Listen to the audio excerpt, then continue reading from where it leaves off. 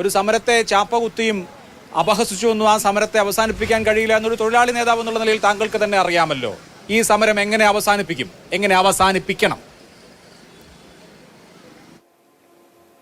അതിൻ്റെ ആ നേതാക്കന്മാർക്ക് തന്നെ ഒരു പ്ലാനും പദ്ധതി ഈ കാര്യത്തിൽ ഉണ്ടാവണം. ഒരു സമരത്തെ തൊഴിലാളികളെ കൊണ്ടുവന്ന് വലിച്ചഴിച്ച് കൊണ്ടുവന്നു കഴിഞ്ഞാൽ അതിനകത്ത് എങ്ങനെയാണ് പരിഹാരം ഉണ്ടാക്കേണ്ടത്, എവിടെയാണ് സൊല്യൂഷൻ ഉണ്ടാക്കുക എന്നുള്ളതിൽ അവരുടെ കൈവെള്ളയിൽ തന്നെ ഇത് നിൽക്കണം. അപ്പോൾ അവരുടെ കൈവെള്ളയിൽ നിൽക്കുന്നതല്ല സ്ഥിതി. ദീപ്തി മേരി വർഗീസ് പറഞ്ഞത് കോൺഗ്രസിൻ്റെ അജണ്ടയായിട്ട് ഞങ്ങൾ തീരുമാനിച്ചു, ഞങ്ങൾ ഈ സമരം ഏറ്റെടുക്കുകയാണെന്നാണ് പറഞ്ഞത്. വാസ്തവത്തിൽ അഭിലാഷ് സോമനോട് ചോദിച്ച അതേ ചോദ്യം കോൺഗ്രസ് നേതാവായിട്ടുള്ള ദീപ്തിയോട് ചോദിക്കേണ്ടതാണ്. ദീപ്തി ഇപ്പോൾ ഇവിടുന്ന് ആശാവർക്കർമാർക്ക് വേണ്ടി കരയുന്നുണ്ട്.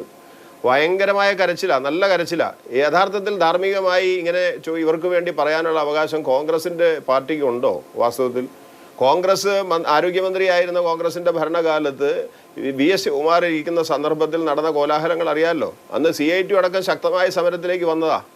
ആശാവർക്കർമാരെ വെറും ആക്ടിവിസ്റ്റുകളാക്കി ഇൻസെൻറ്റീവ് മാത്രം കൊടുത്ത് BJP നേതാവ് പറഞ്ഞ പോലെ കേന്ദ്ര ഗവൺമെൻറ് ഇൻട്രൊഡ്യൂസ് ചെയ്ത സന്ദർഭത്തിൽ കേരളത്തിലെ VS ഗവൺമെൻറ്റാണ് 2006-ൽ അവർക്ക് 500 രൂപയും 300 രൂപയും വെച്ച് തുടങ്ങിയിട്ട് പിന്നെ ഓരോ ഗവൺമെൻറ്റുകൾ 7000 രൂപയിലേക്ക് എത്തിയത്. 7000 വലിയ കാര്യമാണെന്ന് ഞാൻ പറയുന്നില്ല. അതിൽ 700 രൂപയാണ് കോൺഗ്രസ് കൊടുത്തിട്ടുള്ള ആനുകൂല്യം. അതുകൊണ്ട് നിങ്ങൾക്ക് എന്താണ് അവകാശം ഇത് സംബന്ധിച്ച് പറയാനുള്ളത്? കർണാടകത്തേക്ക് 5000 രൂപ കൊടുക്കണുള്ളൂ. കോൺഗ്രസ് ഗവൺമെൻറ്റല്ലേ അവിടെ ഭരിക്കുന്നത്.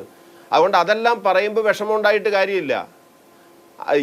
അതുകൊണ്ടാണ് ഞാൻ പറഞ്ഞത്, ഇത് ആശാവർക്കർമാരോ ഇപ്പോൾ അവിടെ സമരം നടത്തുന്ന സംഘടനയോ വിചാരിച്ചാൽ ഈ പ്രശ്നം തീരില്ല. കോൺഗ്രസ് അടക്കം വിചാരിക്കണം. കാരണം അവരെല്ലാ തരത്തിലും വന്നിരിക്കുകയാണ്. രാഹുൽ മാങ്കുട്ടം അല്ലേ കഴിഞ്ഞ തവണ പറഞ്ഞത്, മുഖ്യമന്ത്രി പിണറായി വിജയൻ അടക്കമുള്ള ഈ ഗവൺമെന്റിനെതിരായി ശക്തമായ അടുത്ത ഘട്ട സമരത്തിന്റെ തുടക്കമായിരിക്കും എന്ന് പറയുന്നത്. ഞങ്ങൾ വെറുതെ അല്ല ഇതിനെ മഴവിൽ സഖ്യം എന്ന് പറഞ്ഞത്.